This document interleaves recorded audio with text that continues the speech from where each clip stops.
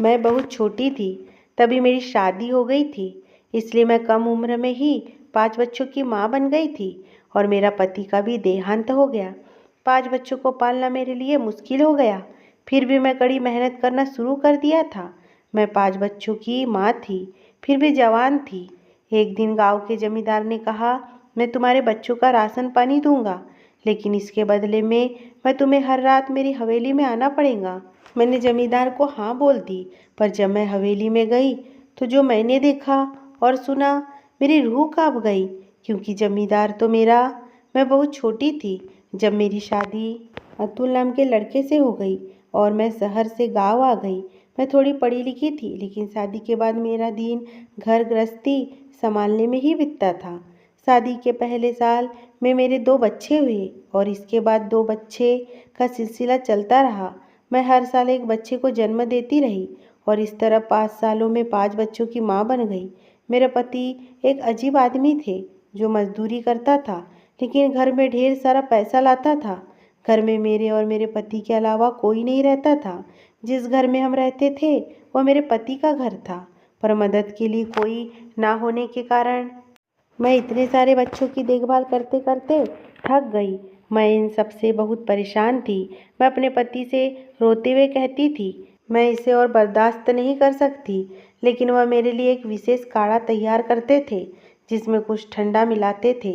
उस काढ़ा को पीने के बाद मैं रात भर गहरी नींद में सोती थी, क्योंकि मैं सारा दिन बच्चों को लेकर काम करती थी। बच्चे पैदा हुए अभी ज़्यादा समय नहीं हुआ था, इसलिए मैं बहुत परेशान थी। इसलिए मेरे पति रोज रात को वो काढ़ा बनाना नहीं भूलते थे। मेरे लिए वो काढ़ा बनाकर लाते थे। जब मैं वो काढ़ा पीती थी तो सुबह तक मेरी नींद ही नहीं खुलती थी। अगर जब कोई बच्चा रात में जाग जाता है तो मेरे पति उसकी देखभाल करते थे। मुझसे कहते थे, तुम दिन भर इन बच्चों की देखभाल करके बहुत थक गई हो, मैं रात में इन बच्चों का देखभाल कर लूँगा।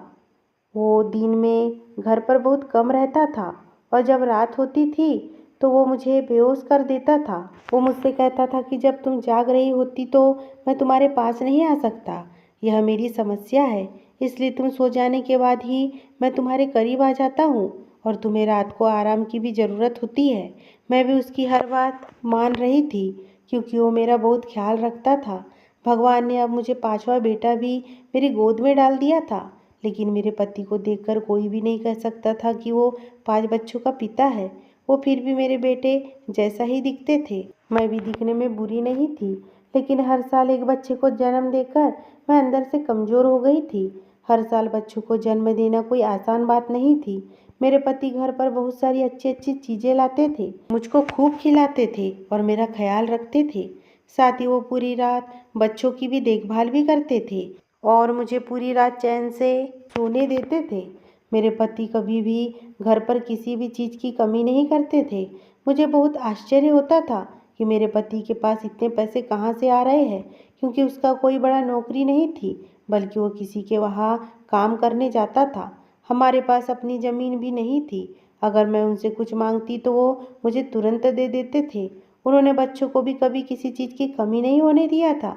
जब मैं अपने 5 बच्चे को जन्म दे चुकी थी तो मेरे पति इस दुनिया से चले गए। पता नहीं मेरे पति के साथ वास्तव में क्या हुआ, लेकिन उनका शव एक सुनसान जगह पर पड़ा मिला।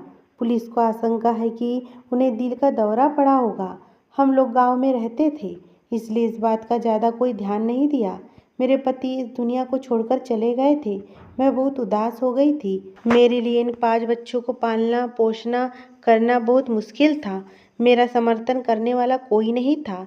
जब मेरे पति की मृत्यु हो गई तो मैं बहुत रोई। अब मैं इन सभी बच्चों की देखभाल कैसे करूंगी?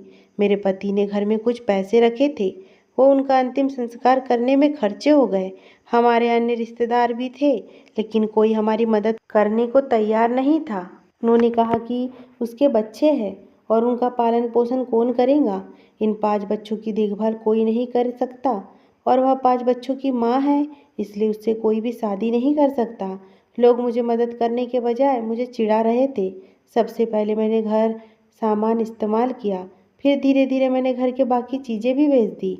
आखिरकार घर पर एक भैंस थी जिसका दूध मेरे बच्चे पीते थे, लेकिन भैंस को खाने के लिए भी कुछ नहीं था, इसलिए मैंने वो भैंस को भी बेच दी और उससे घर का खर्चा चलाना शुरू कर दिया। मैंने 1 महीने तक उस पैसे से घर का खर्चा चलाया, लेकिन फिर मुझे पैसों की कमी महसूस होने लगी। बच्चे भूखे मरने लगे। एक दिन मैं बच्चों को लेकर दूसरे के खेत पर काम करने गई। मेरे बच्चों को भूख ऐसी लगी थी कि इस कारण वो कच्ची कैरी खाने लगे। तभी उनको गांव का जमींदार देख लेता है। बच्चों को भूख से ऐसी कच्ची कैरी खाते देखकर वो मेरे पास आए। बच्चों की ओर देखकर ना जाने क्यों वे बहुत उदास थे। उन्होंने मुझसे पूछा, क्या आप अतुल की पत्नी हैं, जिनका पिछले हफ्ते निधन हो गया था, और क्या ये सभी उनके बच्चे हैं? इस पर मैंने हाँ कहा। इस पर उन्होंने मुझसे पूछा कि तब आप इन बच्चों का पालन पोषण कैसे करती हो? मैंने उन्हें इसके बारे में सब कुछ सच सच बता दिया। मैंने उनसे कहा, अभी मेरे पास मेरे बच्चों के पालन पोषण करने के लिए कुछ भी नहीं है। उन्होंने बच्चों को और मुझे कार में बिठाया और मुझे मेरे घर तक ले गए। वापस जाते समय उसने फिर मेरे हाथ में कुछ पैसे रख दिए। ये देखकर मुझे बहुत खुशी हुई। जब बच्चे बाहर आंगन में खेल रहे थे तो मैं जमींदार के लिए चाय बनाने अंदर चली गई तो वो मेरा हाथ पकड़ लेते हैं। मैंने झट से अपना हाथ हटा लिया और उनसे कहा, जमींदार जी, ये आप क्या कर रहे हैं? उन्होंने मुझसे कहा, आप सोचो कि तुम इन सभी बच्चों को कैसे खाना खिलाऊंगी। मैंने तुम्हें जो पैसे दिए हैं वो 2 दिन के बाद खत्म होने वाले हैं। तुम क्या करोगी? इस पर मैंने गुस्से में जमींदार से कहा, इस दुनिया में कोई भूखा नहीं मरता। मैं अपने बच्चों के लिए ज़रूर कुछ करूंगी, नहीं तो ये घर बेच दूंगी। इस पर जमींदार ने कहा, घर बेचने की गलती बिल्कुल मत करना, नहीं तो सड़क पर आ जाऊंगी। तुम मेरे साथ चलो, तुम्हारे लिए काम है। मैंने सोच लिया कि हवेली तो इतनी बड़ी है तो जमींदार मुझे उसमें कोई ना कोई काम जरूर देगा। निश्चित रूप से मुझे वहाँ कुछ काम जरूर मिल जाएगा और मैं अपने बच्चों का पेट भर सकूंगी। मेरी 3 बेटियाँ इतनी बड़ी हो चुकी थी कि जब मैं घर पर नहीं होती थी तो वह मेरे दूसरे बच्चों का देखभाल कर सकती थी। ऐसे में उन्हें समय से पहले बड़े होने की ज़रूरत थी, क्योंकि उनके पिता इस दुनिया में नहीं थे। मैंने तुरंत जमींदार से कहा, आप मुझे जो भी काम देंगे वो मैं करने को तैयार हूँ। इस पर जमींदार ने कहा, आप को रात में मेरे पास आना होगा। उनकी यह बात सुनकर मैं चौंक गई। यह मुझे रात में क्यों बुला रहे हैं? लेकिन उस वक्त मेरे जमींदार से कुछ नहीं कहा। उस दिन मैं जमींदार द्वारा दिए गए पैसों से बच्चों के लिए किराने का सामान लाया और उन्हें खाना खिलाया। रात के 10 बज रहे थे और मैं अपने पति की फ़ोटो लेकर बैठी रो रही थी। मुझे समझ में नहीं आ रहा था कि मैं क्या करूं। मेरे पति ने मुझे कभी किसी चीज़ की कमी नहीं होने दी, लेकिन अब मैं कुछ भी नहीं कर सकती थी। कल घर में बच्चों को खिलाने के लिए कुछ भी नहीं था और मेरे पास कोई अन्य विकल्प नहीं था। मैं पढ़ी लिखी थी, लेकिन मेरी पढ़ाई इतनी नहीं थी कि मुझे नौकरी भी नहीं मिल पाई। मैं लोगों के घर में बर्तन भी नहीं मान सकती थी, क्योंकि इस गांव में सभी गरीब लोग थे। जमींदार ही एकमात्र अमीर व्यक्ति था और मुझे अपने घर में काम दे सकता था। मैं अपने बच्चों को भूख से इस तरह व्याकुल होते नहीं देख सकती थी, इसलिए मैंने दिल पर पत्थर रखकर बच्चों को सुला दिया और अपनी बड़ी बेटी से कहा कि बच्चों का ख्याल रखना। और मुझे जमींदार ने अपने खाली मकान में बुलाया था, जहाँ लोगों का आना जाना नहीं रहता था। मैं काली चादर ओढ़कर मकान के पिछले दरवाजे से अंदर आ गई। वहाँ कोई नहीं था। अब मुझे डर लगने लगा कि कहीं किसी ने मुझे चोर समझ लिया तो। 15 मिनट बीत गए थे, लेकिन वहाँ कोई नहीं आया था। फिर मैंने सोचा कि मैं यह सब नहीं कर सकी। फिर मैं पीछे मुड़ी, तभी किसी ने मेरा हाथ पकड़ लिया। मैंने सामने देखा तो वह जमींदार था। मैंने उनके हाथ से अपना हाथ छुड़वाया और कहा, मैं वापस जा रही हूँ। उन्होंने मुझसे कहा, अगर दोबारा वापस जाऊंगी पछताऊंगी। अपने बच्चों के बारे में सोचो। मैंने कहा, आप मेरे बच्चों के नाम लेकर मेरे साथ गलत कर रहे हैं। क्या तुम्हारे बच्चे और पत्नी नहीं है? आप खुद सोचिए, अगर आप मेरी जगह होते तो आपका क्या होता? इस पर जमींदार ने कहा, मेरी पत्नी है लेकिन कोई संतान नहीं, और असल में मैं आपकी जगह पर हूँ। मैं समझ नहीं पा रही थी कि जमींदार किस बारे में बात कर रहे हैं। मुझे उनके लिए खेद महसूस हुआ। जमींदार ने कहा, तुम्हारा पति एक अच्छा आदमी था, भगवान उसे स्वर्ग में जगह दे। मैंने कहा, तो क्या एक अच्छे आदमी की पत्नी की इज्जत खराब करना शर्म की बात नहीं है? जमींदार मेरी बातों के आगे झुक गया और मुझसे कहा, 1 सप्ताह तुम्हें मेरे पास आना होगा और इन दिनों में तुम्हारी इज्जत के साथ कुछ भी गलत नहीं करूँगा। खाली तुमको आकर रात को बातचीत करके समय गुजारना होगा और 1 सप्ताह के बाद मैं तुम्हें कुछ रहस्य बताऊंगा। जमींदार की यह बात सुनकर मैं चौंक गई। मैं हैरान थी कि जमींदार मुझे कोई तकलीफ नहीं देने वाला था, खाली बातें करने के लिए वह मुझे बुलाना चाहता था, तो इसमें गलत बात नहीं है। फिर भी मुझे जमींदार पर बहुत गुस्सा आ रहा था, क्योंकि अगर इसको मेरी मदद करनी थी तो वह ऐसी कर देता। मुझे इधर बुलाने की क्या ज़रूरत थी? लेकिन मैं अपने बच्चों को भूखा मरता नहीं देख सकती थी। जमींदार मेरे बच्चों के लिए किराने का सामान घर लाए, घर में जिन चीज़ों की कमी थी वो लाए, बच्चों के लिए नए कपड़े लाए। वह मेरे बेटे से बहुत प्यार करता था। दरअसल उसे यह सब करने की ज़रूरत नहीं थी। बाद में गांव से खबर आई कि जमींदार की पत्नी घर छोड़ के जा रही है। मुझे लगा कि उसे मेरे बारे में पता है, इसलिए वह घर छोड़कर जा रही है। लेकिन ये खबर 2-3 महीने से गांव में आ रही थी। जमींदार की पत्नी उसे तलाक चाहती थी, क्योंकि उनकी कोई संतान नहीं थी। जमींदार उसे तलाक देने के लिए तैयार थे। 1 सप्ताह तक जमींदार ने मुझसे रोजाना मकान में मिलते रहे, लेकिन पिछले 3-4 दिनों से उन्होंने मुझे फ़ोन नहीं किया। मैं भगवान को धन्यवाद दिया। फिर एक दिन अचानक रात जमींदार ने मुझे फ़ोन करके घर से बाहर बुलाया, लेकिन इस बार मुझे दूसरे मकान में ले जाकर सीधे अपनी हवेली में ले गया था। मैं ये सोचकर हैरान थी कि जमींदार किसी से नहीं डरते। अगर इस हवेली के नौकर देख ले तो, अगर उसकी पत्नी मुझे देख ले तो और मुझे सवाल पूछे तो क्या मैं जवाब दूंगी? लेकिन मुझे एहसास हुआ कि इस हवेली में मेरे अलावा कोई नहीं है।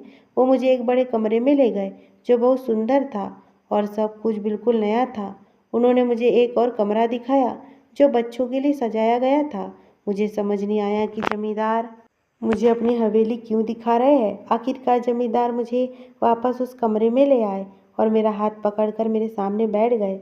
मुझे लगा कि ये सच में मुझसे प्यार करते हैं, लेकिन इस प्यार का क्या फ़ायदा जो मेरी मजबूरी का फ़ायदा उठाकर किया गया था।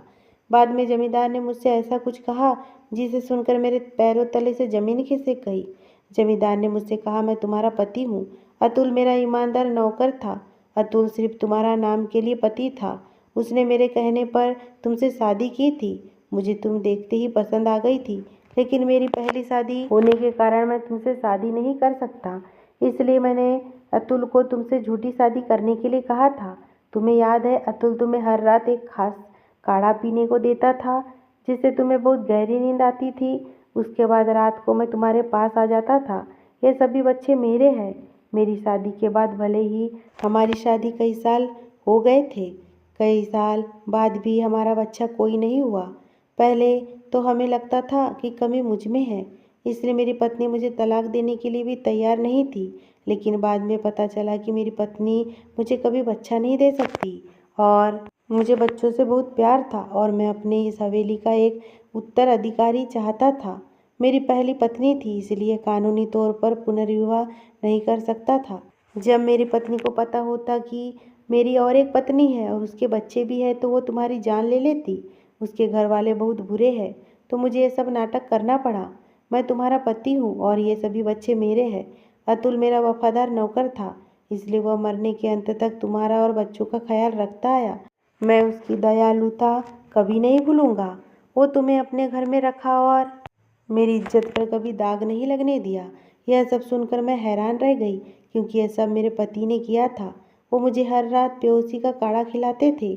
इस पर मैंने जमींदार से कहा, यह सब जानते हुए भी तुमने यह सब बात मुझसे क्यों छुपाई? आपने मेरे साथ ऐसा क्यों किया? जमींदार ने कहा, जब तक मेरी पत्नी हवेली में थी तब मैं तुम्हें यहाँ नहीं ला सकता था, इसलिए मुझे बीच के 1-2 हफ्ते और तलाक का समय बिताना पड़ा, ताकि इसको शक न हो कि तुम मेरी पत्नी हो। आज से यह हवेली आपकी और आपके बच्चों की है। आज से तुम यहीं रहोगी। कमरा तुम्हारा है और दूसरा कमरा मैंने बच्चों के लिए सजा दिया है। मैंने इस बच्चों की देखभाल के लिए एक महिला को रखा हुआ है। अब से आपके जीवन में आराम और संतुष्टि होगी। मैंने गुस्से से जमींदार से कहा, मैंने तुम्हें कभी अपना समझा ही नहीं। ये सब बातें मैं कैसे मान लूँ? मैं सहमत नहीं हूँ। मैं ये सब बातें कैसे स्वीकार कर सकती हूँ? जिस पर जमींदार ने कहा, यह मेरी गलती है। आप जितना चाहे उतना समय ले सकती हो, लेकिन मैं आपसे बहुत प्यार करता हूँ, क्योंकि आप मेरे बच्चों की माँ हो। यह सब सुनकर मैं चौंक गई और चक्कर खाकर गिर पड़ी। जब मुझे होश आया तो मैं उसी कमरे में थी। मैंने गुस्से में जमींदार से कहा, एक औरत के डर से तुम अपनी पत्नी को यह भी नहीं बता सके कि तुम्हारी एक और पत्नी है और उससे तुम्हारे 5 बच्चे हैं। जमींदार ने कहा, वह औरत बहुत बेकार थी, वो मार डालती तुम्हें और बच्चों को, इसलिए मैं उससे डरता था। लेकिन अब उसने मुझे तलाक दे दिया है और मेरी ज़िंदगी छोड़ गई। मैंने कहा, अब अगर उसे पता चला वो मुझे और मेरे बच्चों को नुकसान पहुंचाने की कोशिश करेंगी तो आप क्या करेंगे? इस पर जमींदार ने कहा, ऐसा कुछ नहीं होगा, आप यहाँ बेफिक्र होकर रहे। मुझे कुछ नहीं समझ आया। दूसरे लोगों को मेरी कहानी बहुत अजीब लगेंगी, लेकिन असल में मेरे साथ यही हुआ था। मुझे अच्छी तरह याद है कि जब मैं होश में रहती थी मेरे पति कभी मेरे पास नहीं आते थे, लेकिन जिसे मैं अपना पति कहती थी वो जमींदार का एक वफादार नौकर था जो अपने मालिक की बात मान रहा था। आखिरकार वो मेरे पति थे, मेरे बच्चों के लिए वह उनके पिता थे। मुझे अपने बच्चों को यह समझाने में काफ़ी समय लगा, लेकिन मैंने कभी भी जमींदार को पूरे दिल से स्वीकार नहीं किया। वह अब केवल मेरे बच्चों के पिता और मेरी ज़रूरत को पूरा करने वाला इंसान है। अगर ये स्टोरी आपको पसंद आई हो दोस्तों, तो प्लीज़ मेरे चैनल को सब्सक्राइब करना बिल्कुल ना भूलें।